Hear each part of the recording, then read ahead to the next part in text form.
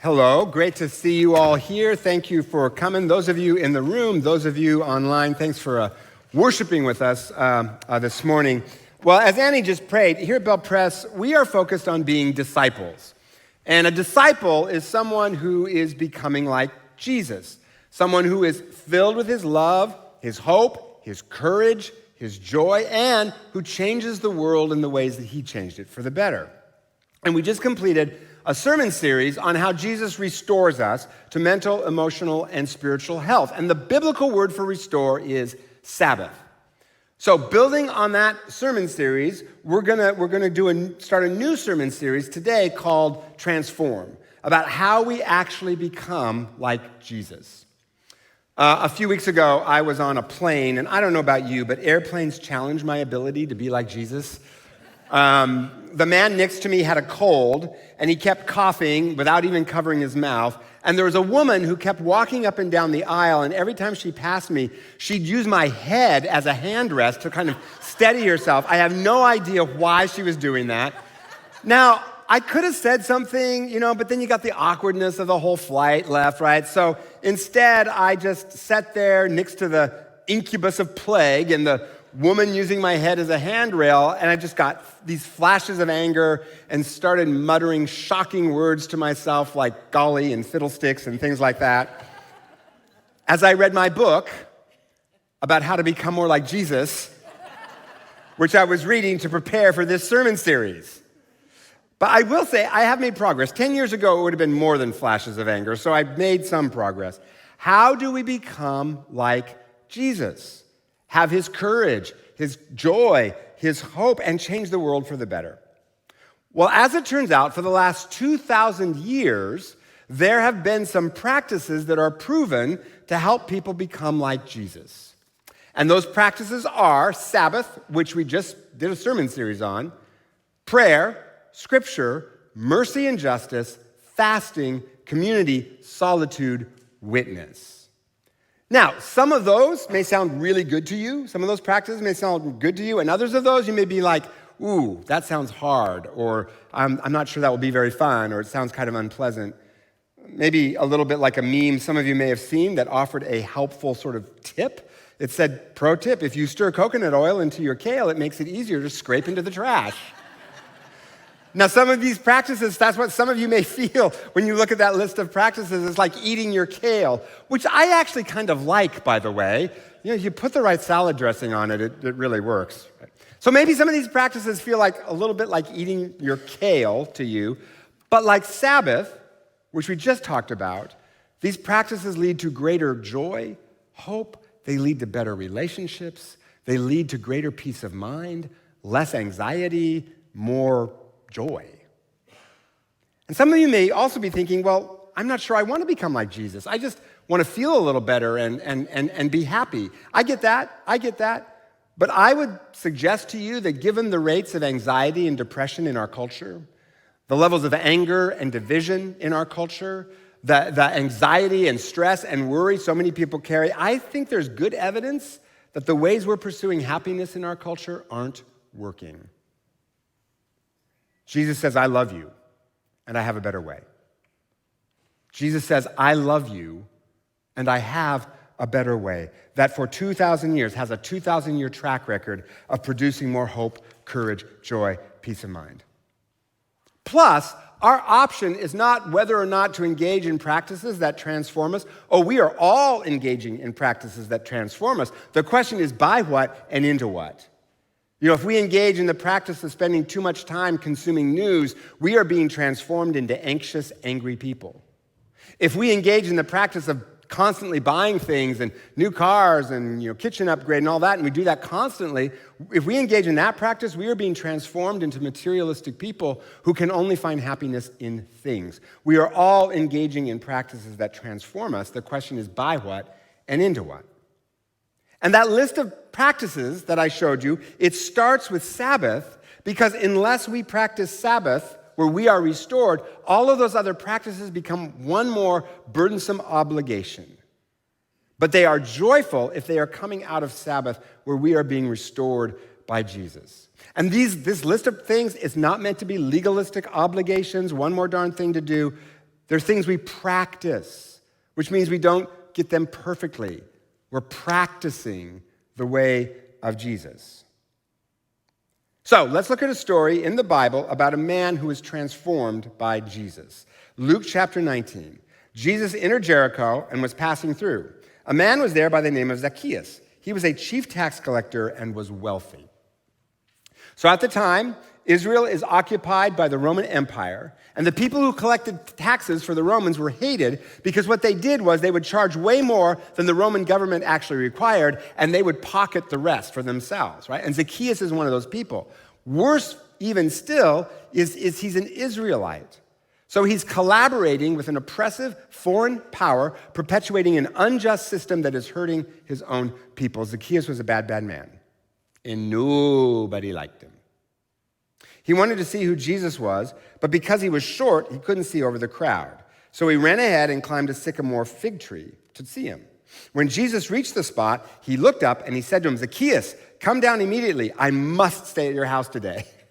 Now, this may strike us as a little weird, right, in our U.S. culture.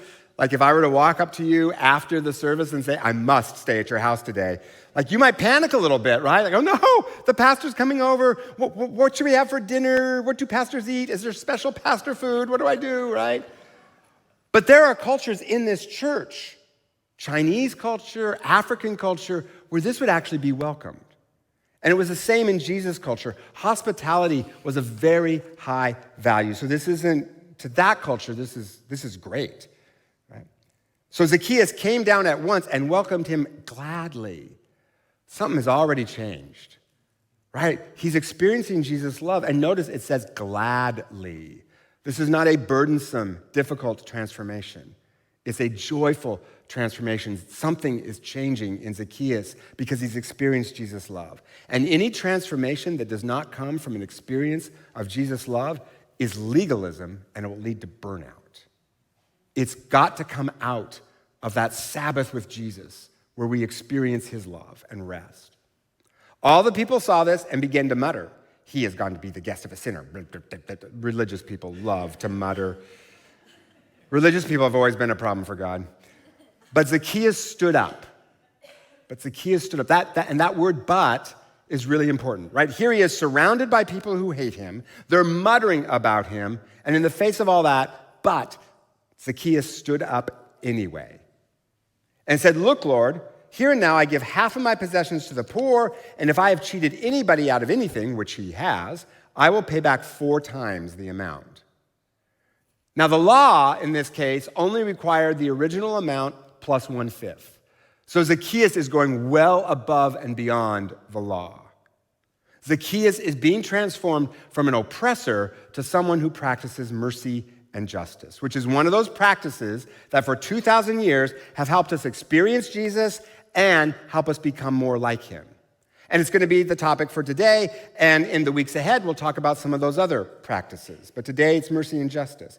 And they're related, but they're different. Mercy is when we help people in need by giving them what they need. So when he says, "I will give half my possessions to the poor," that's mercy.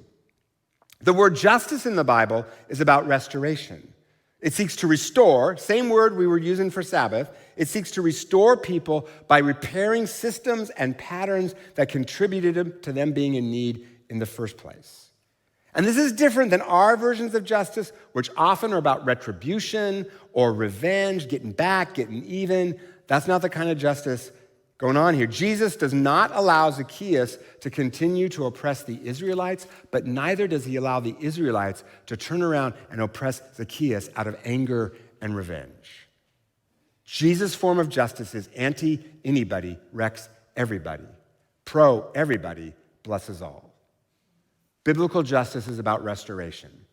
So when Zacchaeus says, "I will pay back 4 times the amount," he's helping to repair an unjust system that he was part of and restore people to what they were before they experienced the injustice. There was a news story recently about how African Americans were waiting longer for kidney transplants than other groups.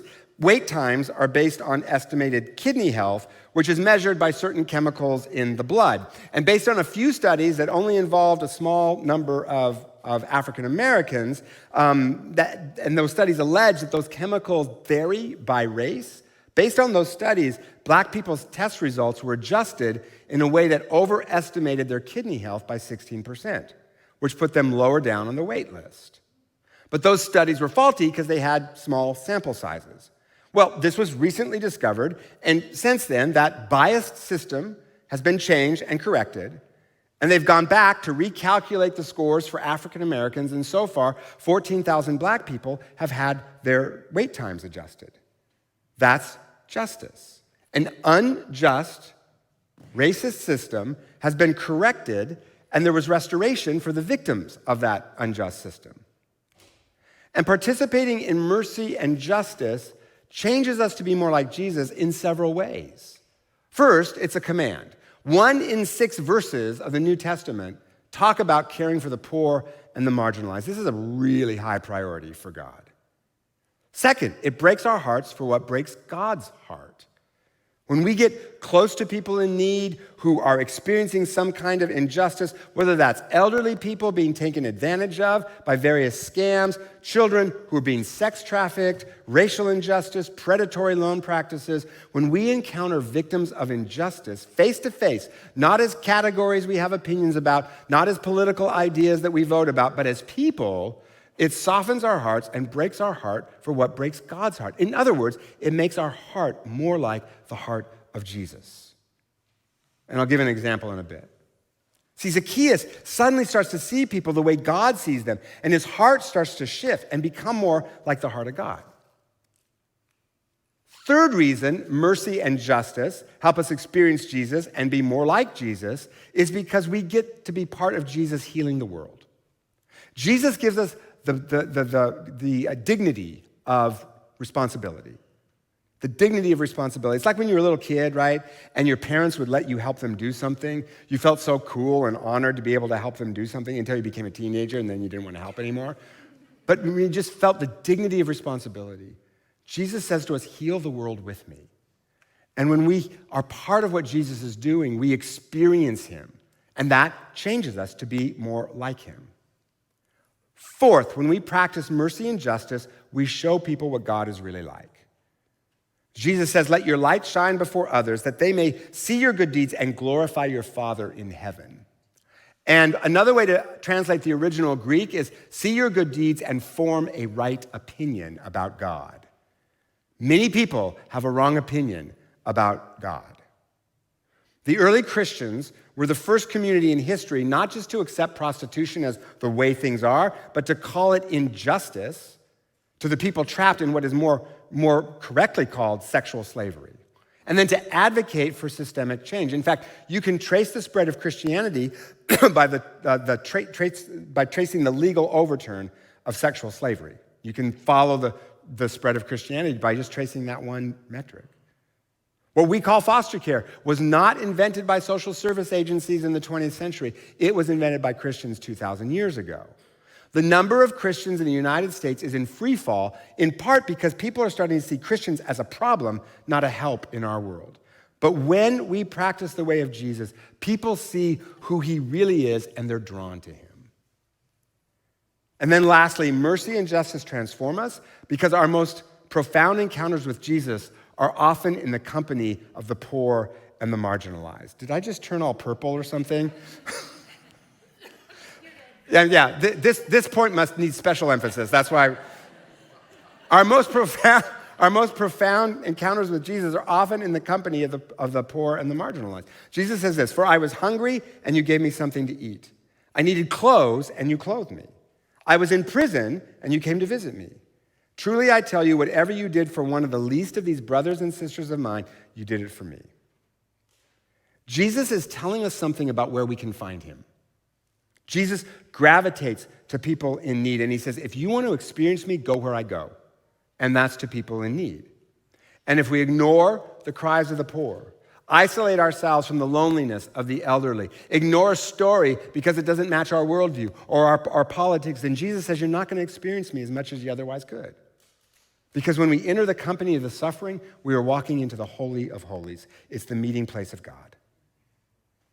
And we find ourselves getting out of our own problems and our own burdens and our own worries. This month marks the 30th anniversary of the genocide in Rwanda, and as a church, we have been involved in Rwanda for 20 years. And some of you were here when we built a center for street kids in Rwanda to give them an education, job skills, get them off the streets and into a new life, and introduce them to Jesus. Over 1,000 kids have been helped by that center that we built. And a long time ago, I told you about the night before that center was opened. And I was there with others from our church as they were putting the kids on the bus to go to the center. And these kids were so excited because we'd given them a toothbrush, something they never had, and they're going to go sleep in a bed, many of them for the first time in their lives. And they were jumping around and laughing, and they were so happy. And I walked through the bus, shook hands with every kid on that bus. They had no idea I was the pastor of the church that had built that center. And after that, I went back to my room that I was staying in, and I cried for the next 30 minutes. Joyful tears, but cried because it was just such a moving experience, and I couldn't stop crying. In fact, my roommate said, "Looks like you need a little alone time," and he left.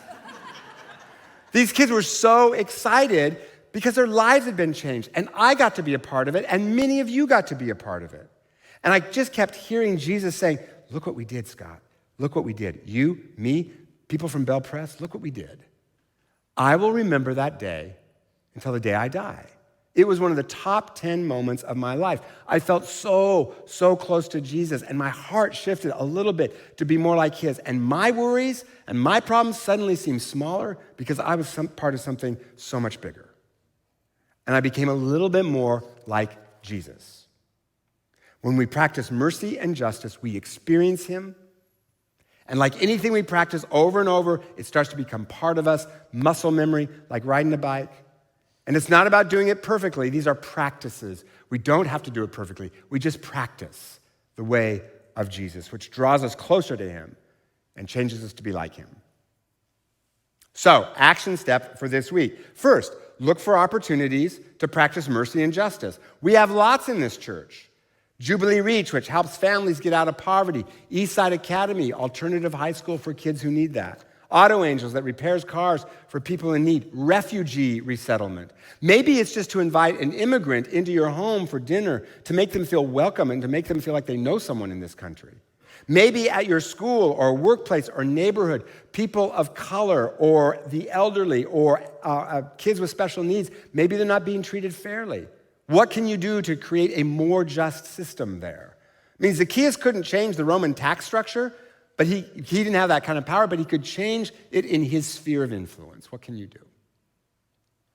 Second action step, get baptized on April 28th and be sure to be here for Baptism Sunday. Just like we did last year, we'll be baptizing people of all ages, kids, adults, grandparents, by immersion.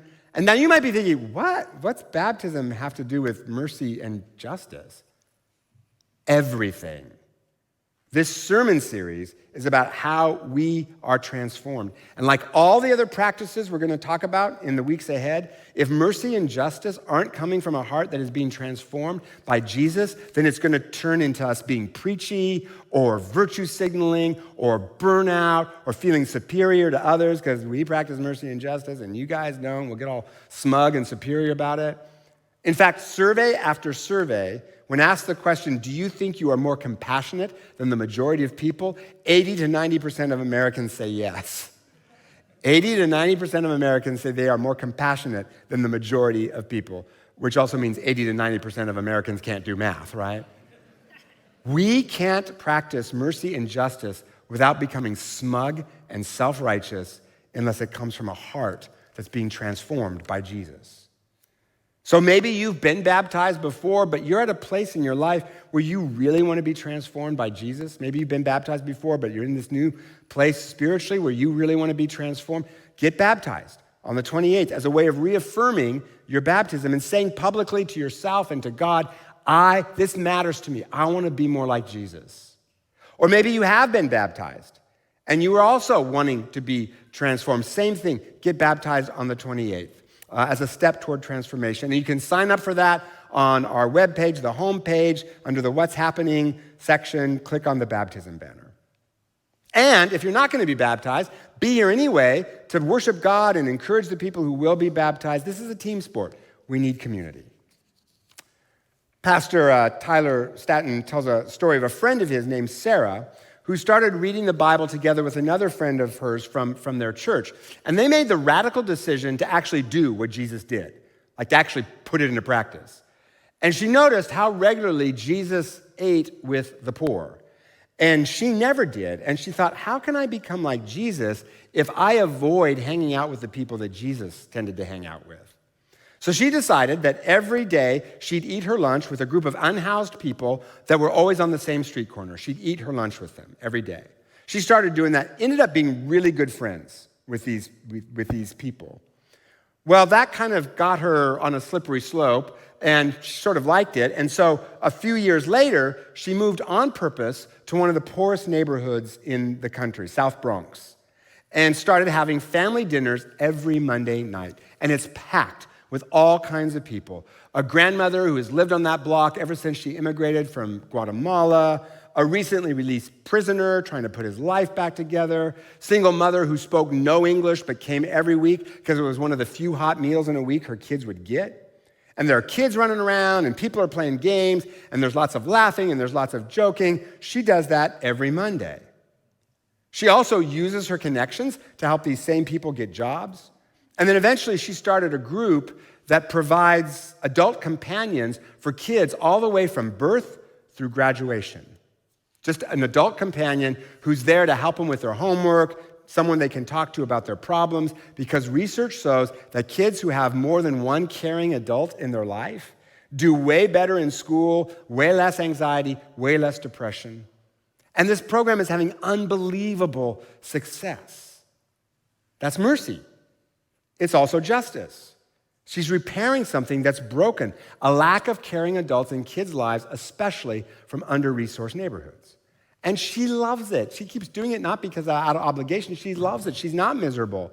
She's seeing God change his life. She's got laughter and friendship and community all around her. She's becoming more like Jesus. Now, how you practice mercy and justice may be different than how Sarah did it. But how can you? How can you, out of Sabbath with Jesus, not duty, guilt, or obligation, out of Sabbath with Jesus, how can you give some of the love away that he gives to you so that you experience him more, so that your heart becomes more like his and you care about the things that he cares about, and so that you and I and together as a whole church become more like Jesus, filled with his love, walking in his joy, participating together in healing the world, more than enough, with plenty left over. That's what Jesus longs to give us. So, Lord, thank you that you give us the dignity of responsibility, and thank you that when we follow it, we experience you. Lord, this week, give us eyes to see the ways that we can give your love away through acts of mercy and justice. At school, at work, at home, neighborhood. Lord, show us the opportunities we have. And then, Lord, when we step into those, help us to see you in them. Help us to experience you because we want to be like you, Lord. Our culture pushes so hard against us, but Jesus, we want to be like you. So help us to follow you where you lead and experience you in a way that changes us to look more and more like you. We ask this in your name, Jesus. Amen.